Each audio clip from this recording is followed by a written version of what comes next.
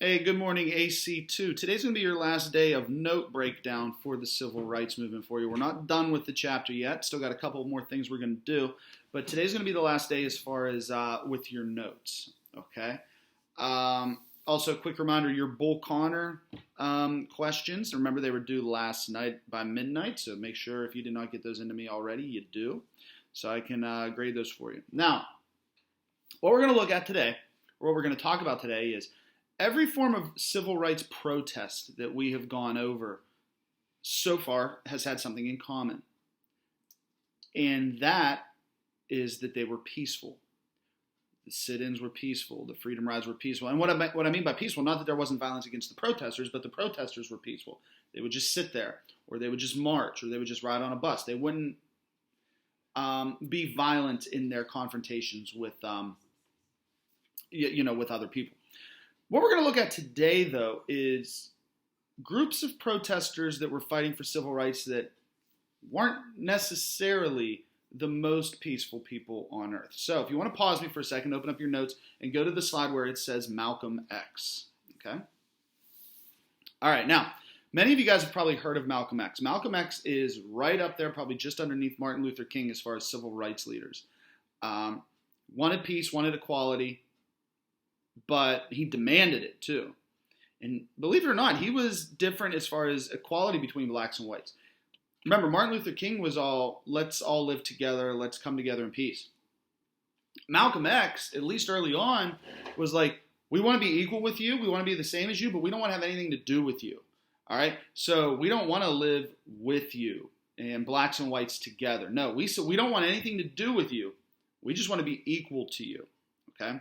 So Malcolm X was born Malcolm Little. That was his birth name. And as a kid, he got in trouble a lot with burglary, armed robbery, those sorts of things.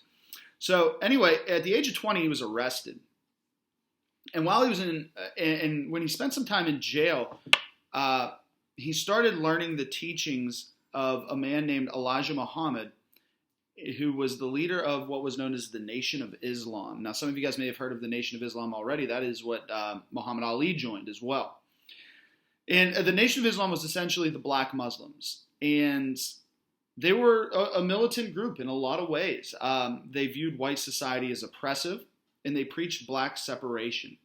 So they looked at it as just the white society in general was oppressive to them, was keeping them down, was murdering them, all these sorts of things. So once again, like Martin Luther King, like the NAACP, like the Southern Christian Leadership Committee, they wanted equality. They wanted to be the same, but they didn't want to be together with them.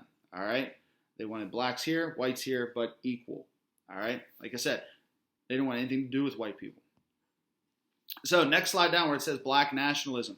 They felt that the enemy of the Nation of Islam was white society. Not racist white people, not white politicians that were passing laws to keep African Americans down, but just white society in general, okay? They felt that it was just all of white society, not just the racist ones, but all of them was keeping them down. So after being released from prison, Malcolm X spent 12 years as a preacher for the Nation of Islam, spreading the ideas of black nationalism. Now, if you go down to the next slide, this is one of his famous quotes. He had many of them, but this is just one of them, where he says, "No sane black man really wants integration. No sane white man really wants integration. No sane black man really believes that the white man ever will give back anything more than token integration.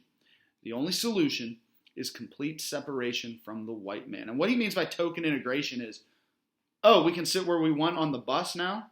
We don't have to sit in the back. We can sit at the front. Okay, great. We can sit wherever we want in the diner. And he looked at that as like they were given breadcrumbs, right? Like, oh, I can sit where I want in the diner now. Oh, okay, well, now we're equal. And he was like, that's not equality. And he felt that all that stuff is just token integration, or like little things to just keep them happy. Now, I don't have it in the notes, but what ends up happening with Malcolm X is throughout the years, he kind of starts realizing that maybe the Nation of Islam isn't right. Maybe they got some things wrong. And he slowly starts to believe that maybe we all can be together and get along and do those sorts of things. And he starts to develop more of a peaceful tone. Now, this is for a couple reasons. Number one is I think he started to feel that the Nation of Islam was too militant, too strict. But also he had some falling outs with Elijah Muhammad for various reasons. So in 1965, he is given a speech in a hall, and these two men with sawed-off shotguns come up and shoot him, I think like 17 times, and kill him. Now, usually when you see civil rights activists getting killed or assassinated, you would think that it's a racist white person, like with Martin Luther King and many others. But these were black men in the Nation of Islam. They were so angry that he left the Nation of Islam, that he started denouncing the Nation of Islam, that they killed him. So when you find out that Malcolm X was assassinated, he was not assassinated by white people or racist white people. He was assassinated by members of the Nation of Islam. All right. Next slide down, the yellow one, the Black Power movement. Black Power became something really out there in the mid to late 60s. And the Black Power movement was an African-American movement seeking unity and self-reliance. And they would, if you look at the picture, that is from the 1968 Summer Olympics. Two track stars, and I can't remember their names, I apologize, are on the podium. One won the gold, the other won the bronze. And as the national anthem is playing, they gave the Black Power movement, which is like the head down and the fist up. And as you can see, they're also wearing black leather gloves. Now, these movements started to worry people in the white society because they're taking a more militant approach to things. And people started worrying that there was going to be a civil war, that there was going to be riots. And there were riots for certain reasons. Los Angeles had a very famous one in 1968. And they were really, and especially when Martin Luther King is assassinated in 1968, there's riots all over the country. But yeah, that was a big worry that things were going to get violent. Last slide, the Black Panthers. Now, if you aren't sure what the Black Panthers are, or you're kind of fuzzy on it, if you've ever seen Forrest Gump, remember when he gets the Medal of Honor and he sees Jenna in Washington, D.C., and she says, she even took me to see her new friends. Well, that was a Black Panther rally. Remember, he gets into the fight with that guy because that guy hits Jenny, and he's like, I'm sorry, I got in a fight, middle of your Black Panther party. Like, Forrest probably thought it was just like a party. But those were the Black Panthers. Now, the Black Panthers were formed in 1968 by Bobby Seale and Huey Newton. And if you remember from the movie, if you've ever seen pictures, how were the Black Panthers dressed, right? All black, right? All black from head to toe. They would grow out their afros. They would have a black beret, black leather jacket, black shirt, black pants, black gloves, black sunglasses. And many times at rallies, they would stand, at least the ones behind the speakers, and they would have their arms crossed, and some would have guns. And the idea was for intimidation. And it worked because the Black Panthers were like, hey, we want equality, and if you're not going to give it to us, we're going to take it. And they were very militant in that aspect.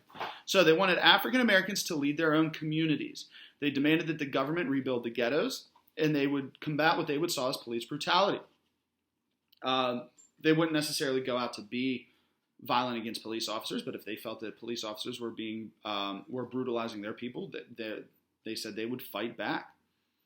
And they would often engage in direct confrontation with white authorities. And they became very influential. More radical groups during this time started moving away from the NAACP and towards groups like the Black Panthers and the Black Power movement and the Nation of Islam.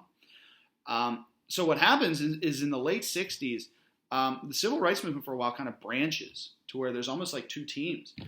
You have, I guess what you could call like the Martin Luther King side, which is peace and love and understanding. And you had the more militant side, which is we want equality and we're not asking for it. We're going to take it. So once again, the civil rights movement, which really started in the early 50s, now by the late 60s, is branching off into two separate factions, if you will. All right. Now, that's it for the notes for the civil rights movement, but we're still going to be doing some stuff before the test. Okay. So take a look at this YouTube video. If you have any questions or anything about that, message me, ask me. As you see underneath, there is an exit ticket. Do not worry about that today. That might have something to do with what we're going to do tomorrow. but don't worry about that as far as today goes. All right? You guys have a great day. We'll be talking to you guys tomorrow. See you.